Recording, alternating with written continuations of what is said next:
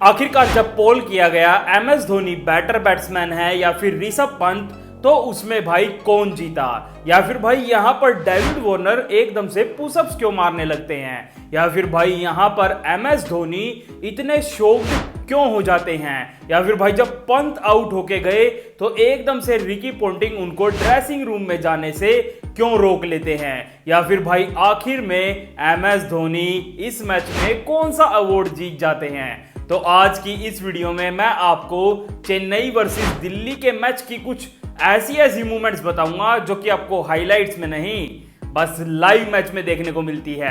तो चलिए फिर वीडियो शुरू करते हैं और जानते हैं इन सारी मूवमेंट्स के बारे में। मैच चालू होता है और पावर प्ले में ही जब वार्नर दीपक की मार लगाते हैं छक्का चौका मार के, तो भाई स्क्रीन पर भी लिखा आता है इट्स वार्नर वार्निंग। और फिर जब भाई पृथ्वी शॉ और वार्नर सीएसके को भाई पावर प्ले में बिल्कुल कूट देते हैं, तो उस पर भाई एमएस धोनी भी शॉक्ड हो जाते हैं और आप दीपक चहर का तो ये रिएक्शन देख ही सकते हैं। लेकिन फिर इसके बाद जब भाई वार्नर एक सिंगल के लिए भागते हैं और बॉल जा रही थी रविंद्र जडेजा के हाथ में, तो भाई वार्नर डर जाते हैं और एकदम से डाई मारते हैं। डाई मारने के बाद जब वो उठने लगते हैं तो भाई वो एक दो पुशअप्स भी मार देते हैं। ये चीज भाई वार्नर और जडेजा के बीच में काफी लंबे टाइम से चलती आ रही है। फिर इसके बाद जब डेविड वार्नर एक रिवर्स हिट मारते हैं जो कि लगता भी सही है, लेकिन बीच में भाई पथिराना आ जाते हैं और कैच लपक लेते हैं। और वो कैच भाई इतनी बढ़िया थी क्योंकि उस पर एमएस धोनी ने भी रिएक्शन दिया था। अब जिस चीज पर भाई एमएस धोनी रिएक्शन दे दें तो वो तो भाई बढ़िया ही होनी थी। लेकिन इस चीज के बारे में मैं आपको एक इंटरेस्टिंग फैक्ट बताता हूं। भाई बॉलर थे इस टाइम पे मुस्तफिजुर और कैच पकड़ी थी किसने? पथिराना ने। मुस्तफिजुर हैं भाई बांग्लादेशी और जो पथिराना फील्डर थे वो थे श्रीलंकन। और आपको तो भाई पता ही है श्रीलंका और बांग्लादेश के बीच में क्या कंट्रोवर्सी चल रही है। इस हिसाब से तो भाई पथिराना को ये कैच छोड़ देनी चाहिए थी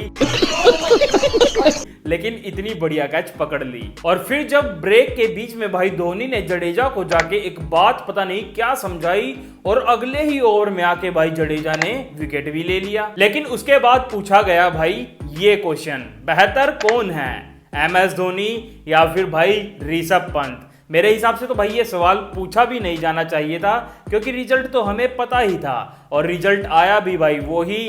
वोट्स ज्यादा मिली एमएस धोनी को 79% और जो भाई 21% ऋषभ पंत को मिली हैं। मेरे हिसाब से तो इसमें भाई कुछ गलती से भी क्लिक हो गए होंगे। और फिर जब पंत ने भाई अपना पहला छक्का मारा तो उस पर तो भाई पथिराना की भी आंखें खुली रह गई क्योंकि ऋषभ पंत आ चुके थे वापिस।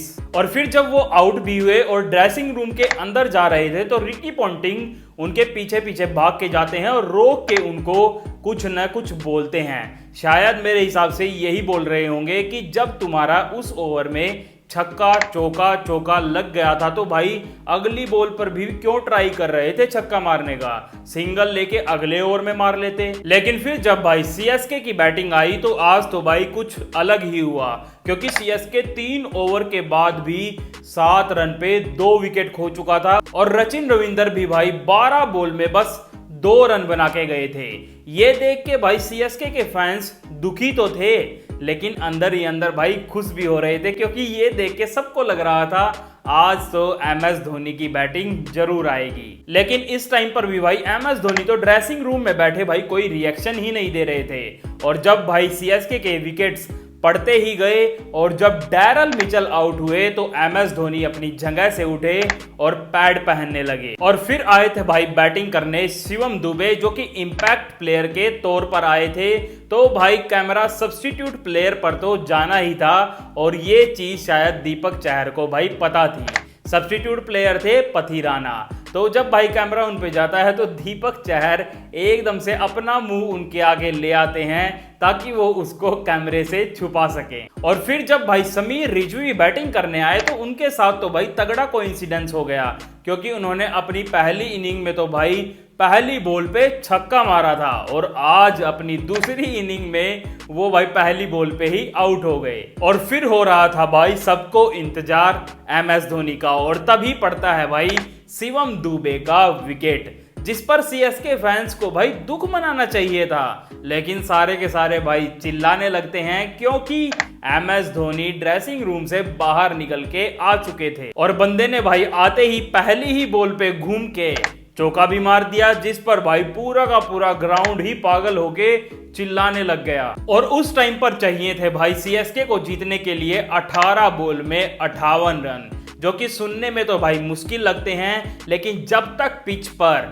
धोनी थे तो लग रहा था मुमकिन है। और फिर जब एमएस धोनी ने भाई कवर्स में भी एक छक्का मारा तो ये मुश्किल चीज भाई और ज्यादा मुमकिन होती लग रही थी। और फिर तो भाई स्क्रीन पर भी लिखा आ जाता है विंटेज धोनी। भाई धोनी को ऐसा खेलते देख के तो लग रहा था हम टाइम में वापस जा चुके हैं, और जो स्क्रीन बंदा चला रहा था उसको भी ये समझ में आ चुका था, तो वो भी लिख देता है भाई टर्निंग बैक द क्लॉक। और फिर तो भाई चेन्नई के लिए लगे हाथों एक और चीज बढ़िया हो गई, क्योंकि उस टाइम पर भाई दिल्ली ओवर्स में बिहाइंड चल रहा था, क्योंकि उन्होंने ज्यादा टाइम ले लिया था ओवर फेंकने के लिए।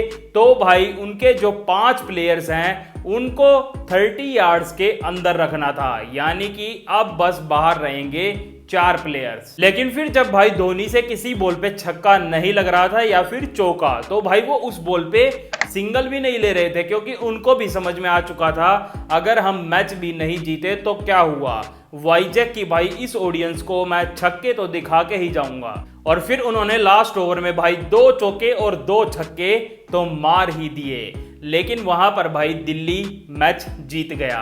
भाई सीएसके मैच तो हारा था, लेकिन धोनी ने भाई दिल जीत लिए थे। और इतनी बढ़िया और इतनी तेज बैटिंग करने के बाद एमएस धोनी को लास्ट में मिलता है बेस्ट स्ट्राइक रेट का अवार्ड। और फिर बाद में भाई वो कुछ यंगस्टर्स और ऋषभ पंत, डेविड वार्नर, पृथ्वी शॉ और इन सारे प्लेयर्स के साथ हमें टाइम बिताते भी दिखते हैं। तो चलिए वीडियो को यहीं खत्म करते हैं। अगर आपको वीडियो अच्छी लगी है तो वीडियो को लाइक कर दें, और ऐसी मूवमेंट्स की और भी वीडियो पानी है तो मेरे चैनल को सब्सक्राइब कर दें। धन्यवाद।